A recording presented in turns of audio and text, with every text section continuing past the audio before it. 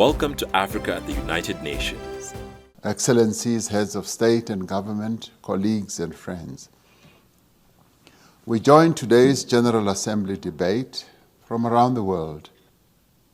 Mr. President, this year marks 12 years since the start of the intergovernmental negotiations process and 16 years since the World Summit of 2005, where world leaders unanimously agreed on early reform of the Security Council.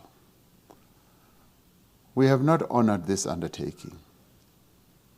South Africa reiterates its call for urgent reform and for a move to text-based negotiations through which an agreement can ultimately be reached.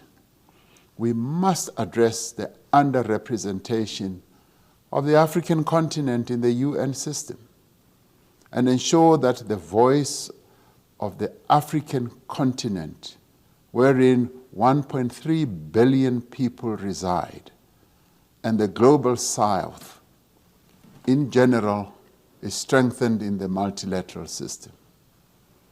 Concurrent with achieving equitable geographical representation in the UN, we must also address the question of gender parity.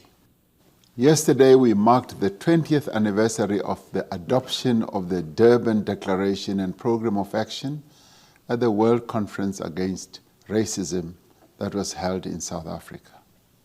This remains the international community's blueprint for action to fight racism and other forms of intolerance. We are bound by a common responsibility to fight both the legacy of past racism and the manifestation of racism in the present.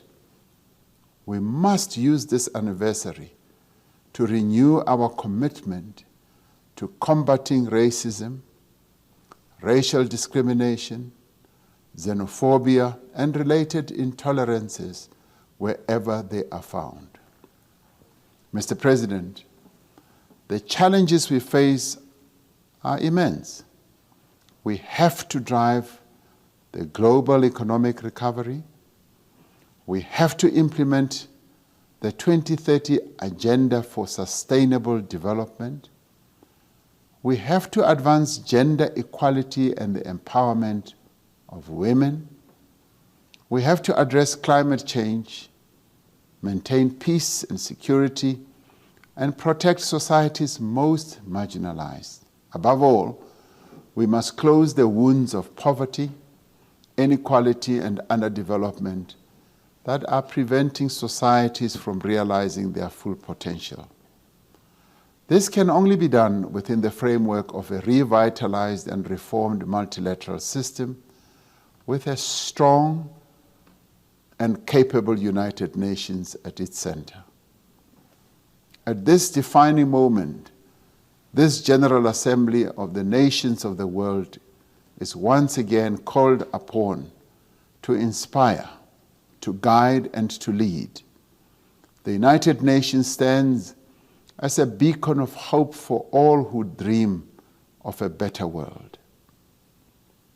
Let us together, with the United Nations as our instrument, write a new history for humankind, one of equality, freedom, fundamental rights, and shared prosperity for all, leaving no one behind.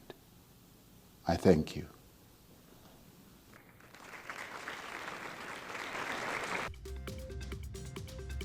Did you like this speech? Let us know in the comments below. Thanks for watching. Visit our YouTube channel Tunacheki to watch our daily news reports and our website tunacheki.tv for all our latest news updates.